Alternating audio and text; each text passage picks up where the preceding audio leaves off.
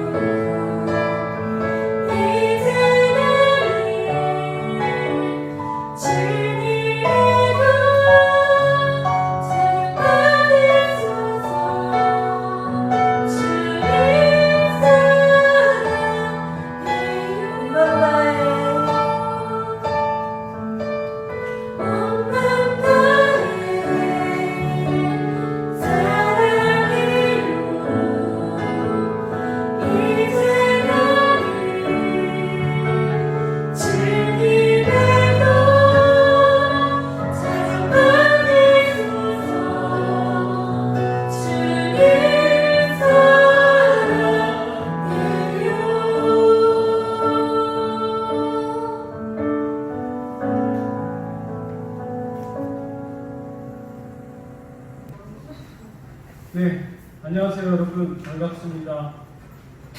코로나 때문에 저번 주도 그렇고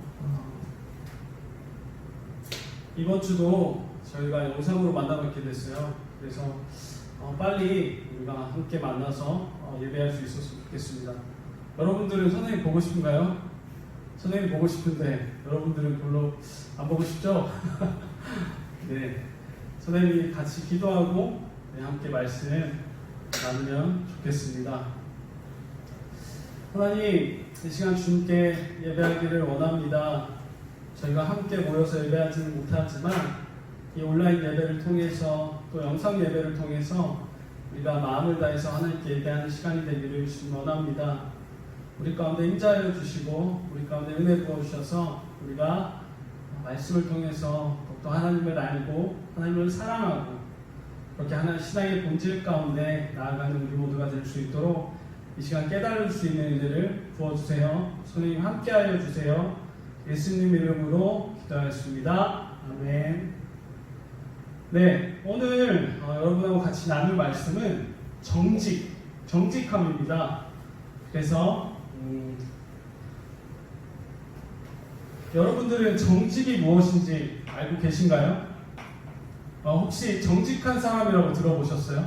아니면 혹시 여러분들에게 누가 너는 정말 정직하다, 정직한 아이구나 그렇게 말을 들어보신 적이 있으신가요? 정직이란 거짓과 반대되는 것을 말해요.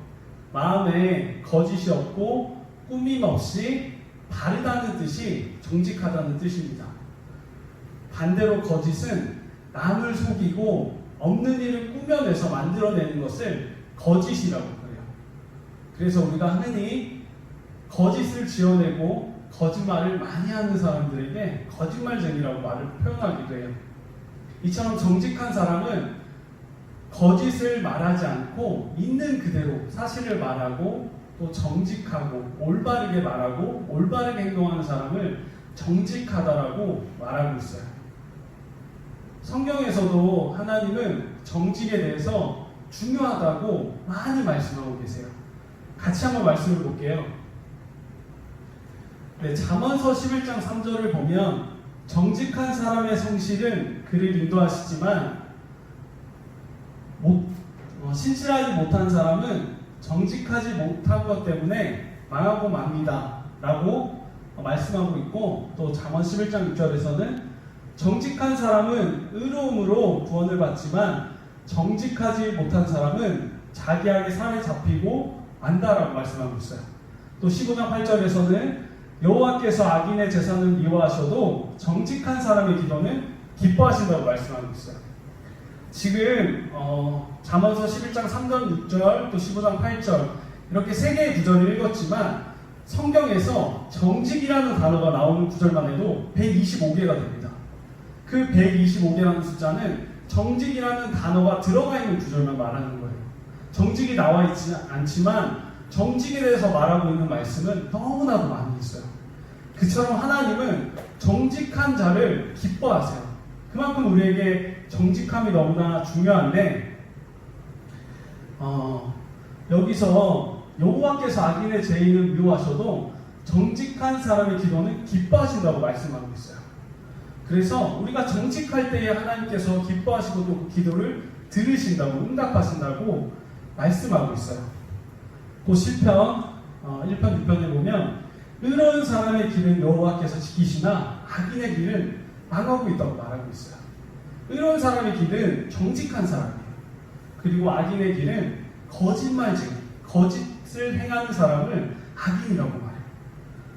이처럼 저와 여러분에게 정직이라는 것은 너무나 중요한데, 그런데 우리가 정직이 무엇인가를 올바로 알아야 돼요. 성경이 말하는 정직이 무엇인가를 우리가 알아야 돼요. 흔히 생각하기를 거짓말하지 않고 남을 속이지 않는 것이 거짓이 행하지 않고 정직하다고 말할 수 있어요. 물론 그것도 정직한 것이지만 그것은 사람 앞에서 우리가 정직한 거예요. 그런데 사람 앞에서 정직하기 전에 하나님 앞에서 우리는 먼저 정직해야 돼요. 그래서 첫 번째로 우리는 하나님 앞에서 정직해야 됩니다. 네. 성경을 보면 하나님 마음에 합한 사람이라고 나와 있어요. 그 합한 사람은 바로 다윗입니다. 마음이 합하다는 것은 하나님이 기뻐하시는 자라고 말하고 있어요. 또 하나님 마음에 너무나 좋고 마음에 들었다라고 하는 것을 마음에 합하였다고 말씀하고 있어요. 다윗이 하나님께서 너무나 기뻐한 자였는데 그렇게 하나님께서 기뻐하는 자가 될 수 있었던 것은 하나님과 늘 동행하기 원했고 또 그분의 말씀대로 다윗이 순종했기 때문이에요. 그 이유도 있지만 무엇보다 하나님 앞에서 정직했기 때문에 하나님은 다윗을 기뻐하셨습니다. 또 다윗의 아들 솔로몬이 다윗 왕을 하나님 앞에 이렇게 고백하고 있어요. 열왕기상 3장 6절에 보면 주께서는 주의 종 내 아버지 다윗에게 언제나 크신 사랑을 베푸셨습니다. 내 아버지께서 정직하고 진실하게 살며 주께 충성을 다하였으므로 주께서는 한결같은 은혜를 베푸셔서 오늘날처럼 왕위를 이들 아들을 그에게 주셨습니다. 솔로몬에게까지 하나님께서 은혜를 베푸셨는데 그것은 솔로몬의 아버지였던 다윗이 하나님 앞에 정직했기 때문에 또 진실하게 살며 하나님께 충성했기 때문에 그 아들까지 대대로까지 하나님께서 축복을 주시고 은혜를 베푸셨다고 그 아들 솔로몬이 고백하고 있어요. 이처럼 우리에게 하나님을 믿는 저와 여러분들에게 정직은 너무나 중요합니다.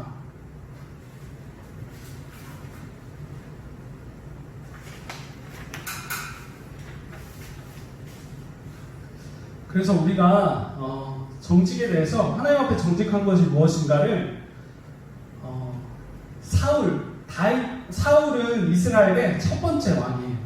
그 뒤를 이어서 다윗이 왕이 되었는데 사울 왕과 다윗 왕을 통해서 정직한 것이 무엇인가를 볼 수 있어요. 출애굽 시절에 이스라엘에게 아말렉이라는 나라가 있어요. 여기 보시면 아말렉이라는 곳이 있는데 그 나라가 출애굽 시대 때에 이스라엘 공격하여서 막 사람들을 이스라엘 백성을 죽이고 재산을 빼앗고 나쁜 짓을 한 나라가 아말렉이었어요. 그래서 하나님은 사울에게 말씀하셔서 이스라엘에게 나쁜 짓을 한 그 아말렉을 쳐서 물리치라고 말씀하셨어요. 그러면서 말씀하시기를 모든 것을 다 죽이라고 말씀하셨어요. 모든 것을 다 죽이라고 말씀하셨음에도 불구하고 사울은 아말렉 나라를 공격하여 하나님 말씀대로 승리를 했어요. 그런데 모든 것을 하나님께서 모든 소유를 죽이라고 말씀하셨는데 거기서 그 아말렉 왕이었던 아각 왕을 살려주고 또 살찌고 좋은 양들 또 소들을 남겨주었어요. 그 이유는 아말렉 왕을 잡아가서 그 백성들에게 보여주어서 자신을 높이려고 했어요. 자신의 대단함을 높이려고 했어요. 또 살찌고 좋은 짐승들을 자기가 챙겨서 욕심을 채우려고 했어요. 그래서 그 당시에 선지자는 오늘날 목사님이라고 말씀할 수도 있어요. 그렇게 선지자였던 사무엘을 통해서 하나님이 사울에게 말씀하셨어요. 너 내가 모든 것을 죽이라고 했는데 왜 내 말 안 듣고 너 왜 불순종했어? 내 말을 왜 듣지 않았어? 그렇게 사울에게 얘기했는데 사울은 자신이 분명히 범죄하였음에도 불구하고 이런저런 변명을 안 했어요. 내가 살찌고 좋은 짐승을 남긴 것은 하나님께 제사하기 위함이다. 그러니까 오늘날 예배하기 위함이다. 그래서 지금 뭐 헌금하듯이 그렇게 제사를 번제를 드렸던 것처럼 하나님께 예배하기 위해 하나님 드리기 위해 내가 하나님 짐승 그 살찌고 좋은 짐승을 남겨둔 것이다. 그렇게 변명하였어요. 또 아각왕을 살려준 것은 하나님 말씀대로 내가 아말렉과 싸워서 승리했는데 왕을 살려준 게 무엇이 잘못이냐? 난 하나님의 말씀을 들었다고 그렇게 자신을 잘못이 없다고 변호했어요. 그럴 때에 하나님은 사무엘 선지자를 통해서 그 사울 왕을 하나님께서 버리시겠다고 말씀하셨어요. 그 결과 그 이후에 사울 왕은 하나님 앞에 즉각적으로 회개하지 않고 또 여러 가지 죄로 인해서 너무나 비참한 죽음을 맞이하게 됩니다. 사무엘상 15장 22절을 보면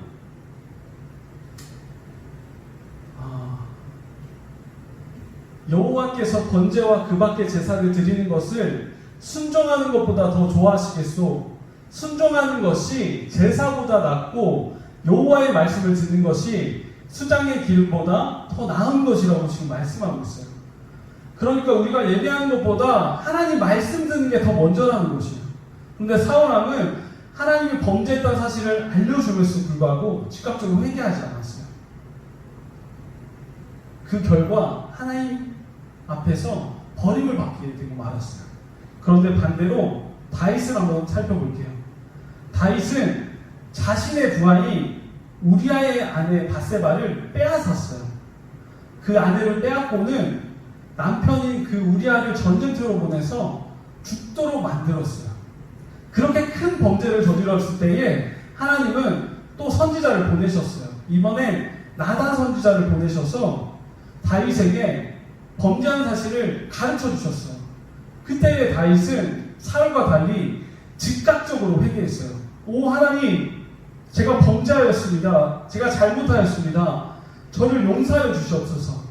사울은 이래서 그랬어요. 저래서 저랬어요. 이렇게 변명했지만 다윗은 변명도 하지 않고 오로지 하나님 앞에 범죄했음을 회개했어요. 어떤 변명도 하지 않고 자신의 잘못을 인정하였던 것이에요. 다윗은 그때 회개했을 때 겉으로만 한 것이 아니라 진심으로 숨김없이 겸손하게 자신의 죄를 인정하고 하나님께 회개했던 것입니다.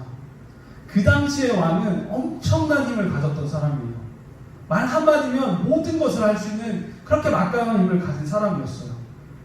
그런 왕이 나단의 선지자, 정말 왕으로 따지면 그보다 낮은 그 선지자 앞에서 그 사람, 자기의 체면도 생각하지 않고 그 자신의 죄를 고백했다는 것은 정말 하나님 앞에 정직하게 즉각적으로 회개했다는 것을 말하고 있어요.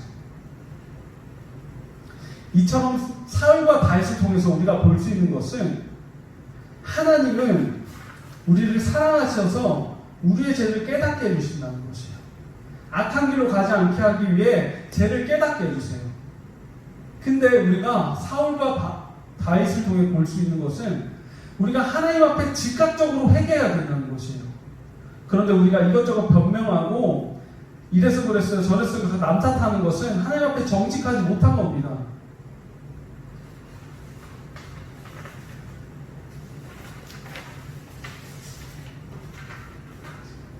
다윗 왕 시대에는 선지자를 통해서 하나님께서 죄를 알려주셨지만 지금은 우리 마음속에 계신 성령님을 통해 죄를 깨닫게 해주세요. 그때 우리는 죄가 깨달아졌을 때 또 죄를 알게 될 때에 즉각적으로 하나님 앞에 회개해야 됩니다. 하나님, 제가 범죄하였습니다. 저의 죄를 용서해 주세요. 저는 죽을 수밖에 없는 죄인입니다. 저는 원래 그러한 죄인이기 때문에 하나님의 은혜가 필요하다고 그렇게 고백해야 돼요.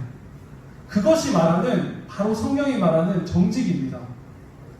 우리는 인간이기 때문에 죄를 지을 수밖에 없어요. 무엇보다 죄를 이길 능력이 없어요. 그렇기 때문에 하나님은 저번 주에 전지하시다고 하셨어요. 우리의 죄의 모든 것을 아세요. 우리가 변명하고 우리가 거짓말을 해서 죄를 안 지었다고 거짓말할 때에 하나님은 모든 것을 아세요. 그런데 우리에게 소망이 있는 것은 하나님은 우리를 용서하시기로 작정하셨다는 겁니다.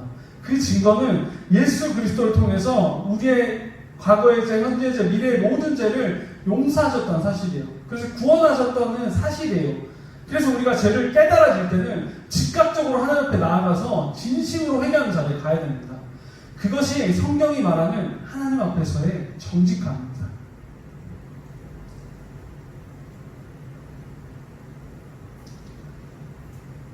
요한일서 9절을 보면 우리가 우리 죄를 고백하면 신실하시고 의로우신 하나님은 우리 죄를 용서하시고 모든 죄악에서 우리를 깨끗하게 하실 것이라고 말씀하고 있어요.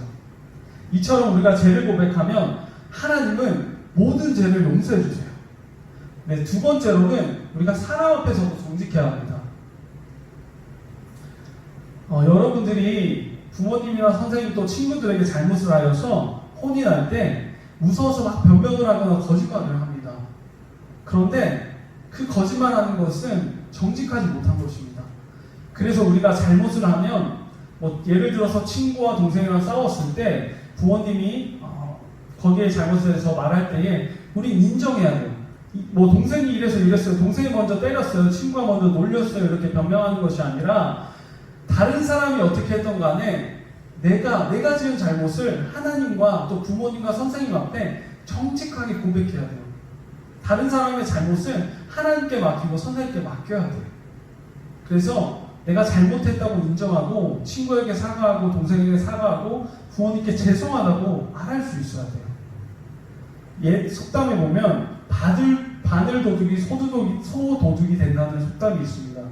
또 3살 버릇이 80까지 간다는 말이 있어요.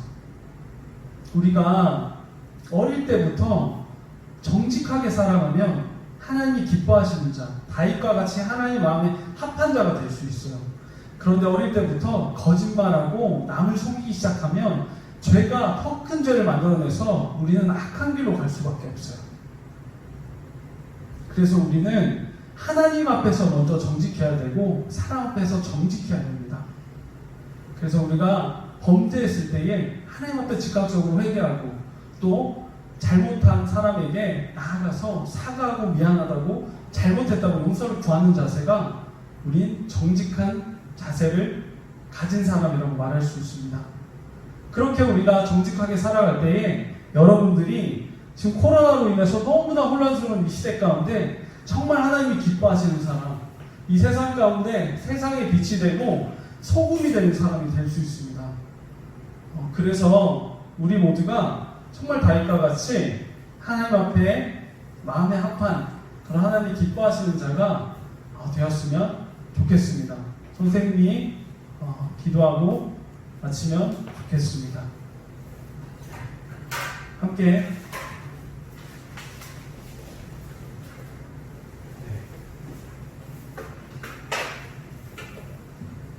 함께 기도하시겠습니다.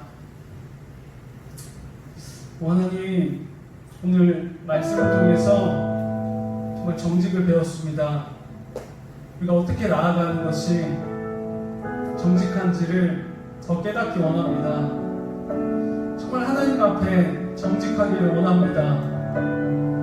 성경을 통해서 우리를 사랑하시기에 죄를 깨닫게 하실 때에 우리가 이렇고 저렇고 변명하는 것이 아니라 즉각적으로 하나님 앞에 나아가서 진심으로 하나님 앞에 회개할 수 있기를 원합니다. 하나님은 정직한 자를 기뻐하십니다. 또 회개하는 자를 용서하시고 그 죄를 기억조차 하지 않으신다고 성경에서 말씀하고 계십니다. 하나님, 정말 이 세상에 살아가면서 우리가 세상 사람들과 같이 거짓말하고 남을 속이고 남에게 상처를 주고 그렇게 살아가지 않기를 원합니다. 우리에게 하나님 은혜를 부어주세요. 우리 죄인이기에 우리가 거짓을 이길 수 없고 죄를 이길 수 없고 세상을 이길 수 없습니다. 그러나 우리가 소망을 가질 수 있는 것은 나를 위하여 그 아들까지 내어주신 그 생명까지 내어주신 그 하나님의 사랑이 있기에 또 나를 구원하신 그 하나님이 계시기에 하나님으로 인하여 소망을 가질 수 있음을 고백합니다. 우리의 소망 되신 하나님, 코로나로 인하여 우리가 함께 예배하지 못하지만 정말 이 영상 예배를 통해서 우리가 하나님께 간절히 기도하고 하나님께 예배할 때에 우리를 만나주시는 그 하나님을 경험하기 원합니다. 그 하나님의 능력을 우리가 경험하기 원합니다. 주님, 우리 가운데 임재하여 주시옵소서. 정말 이 위기 가운데 우리가 새롭게 하나님 편에서 위기가 기회가 되는 것처럼 우리가 새롭게 되어지는 그러한 시간이 되길 원합니다. 우리의 악함을 주님 앞에 회개하고 우리의 잘못된 것을 하나님 앞에 회개하고 전심으로 하나님께 돌이키고 하나님께 새롭게 되는 시간이 되길 원합니다. 하나님 앞에 회복되는 시간이 되기를 원합니다. 주님, 정말 이 영상 예배로 함께하는 우리 유년부 친구들과 또 이 영상 예배로 함께하는 한 분 한 분 가운데 주님 더욱더 임재하셔서 우리가 얼마나 죄인이고 또 우리가 죄를 이길 능력이 없는가를 자신의 처지를 더욱더 처절하게 인식하게 하시옵소서. 그 처지를 인식할 때에 우리의 힘과 능력이 되신 우리의 유일한 힘이 되시는 그 예수 그리스도를 우리가 더 알기를 열망하고 사랑하는 자로 나아갈 수 있기를 원합니다. 오직 예수님만이 우리의 능력이시라고 힘이시라고 그렇게 고백하고 오직 예수 그리스도만을 의지하고 신뢰하고 따라 나아갈 수 있기를 주님 원합니다. 우리 가운데 더욱 오셔서 성령의 주님을 인식하고 주님을 알 수 있도록 우리에게 더욱더 주님 함께하여 주시옵소서. 하루빨리 우리가 만나서 자유롭게 하나님께 예배하기 원합니다. 하나님 우리 가운데 이런 위기 가운데 우리를 도우시고 우리를 인도하셔서 하루속히 코로나의 문제가 해결되고 우리가 함께 예배할 수 있도록 하나님 우리를 도우시옵소서. 주님만을 사랑합니다. 감사합니다 주님. 예수님 이름으로 기도하였습니다.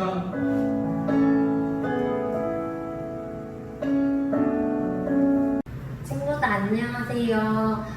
지난 시간에 이어서 함께 시편 27편 4절 말씀을 가지고 함께 말씀 암송을 하는 시간을 가져보도록 할게요. 내가 여호와께 바라는 한 가지 일, 딱 한 가지. 다윗의 소원은 하나님 앞에서 10개도 아니고 100개도 아니고 딱 한 가지의 소원만 가지고 있었다고 했죠. 그것을 구하리니 곧 내가 내 평생에 어려서부터 늙어서 죽을 때까지 다윗은 이 한 가지의 소원만 가지고 하나님께 기도했다고 했는데요. 그것의 첫 번째는 여호와의 집에 살면서 하나님과 항상 함께 있기를 원했고요. 두 번째로는 여호와의 아름다움을 바라보며 하나님의 사랑이 얼마나 크고 넓고 깊은지를 다윗의 그 평생의 삶 동안 알기를 갈망했었죠. 그리고 마지막으로는 그의 성전에서 사모하는 그것이라. 이 말과 이 그림은 좀 내용이 맞지 않는 것인데 실제 이 속뜻은 하나님께 길을 구해서 묻고 또 하나님께서 응답해 주시는 그 말씀을 가지고 그 길을 가지고 그 길이 나의 뜻과는 다르고 내 생각과는 다를지라도 그것이 하나님이 원하시는 것이라면은 기꺼이 이 길을 선택하는, 이 길을 따르는 그것이라고 했죠. 그래서 내용과는 이 말과는 조금 맞지 않다고 하더라도 내용은 이렇게 기억을 해주셨으면 좋겠어요. 그래서 함께 오늘 함께 말씀 가지고 외워보는 시간을 가져보도록 할게요. 내가 여호와께 바라는 한 가지 일, 그것을 구하리니 곧 내가 내 평생에 여호와의 집에 살면서 여호와의 아름다움을 바라보며 그의 성전에서 사모하는 그것이라. 한 번 더 같이 해보도록 할게요. 내가 여호와께 바라는 한 가지 일, 그것을 구하리니 곧 내가 내 평생에 여호와의 집에 살면서 여호와의 아름다움을 바라보며 그의 성전에서 사모하는 그것이라. 마지막으로 같이 한번 또 해보도록 할까요? 내가 여호와께 바라는 한 가지 일, 그것을 구하리니 곧 내가 내 평생에 여호와의 집에 살면서 여호와의 아름다움을 바라보며 그의 성전에서 사모하는 그것이라. 함께 부모님들과 함께 같이 외워보고 말씀 암송을 익히면 좋을 것 같아요. 모두 수고했어요. 안녕.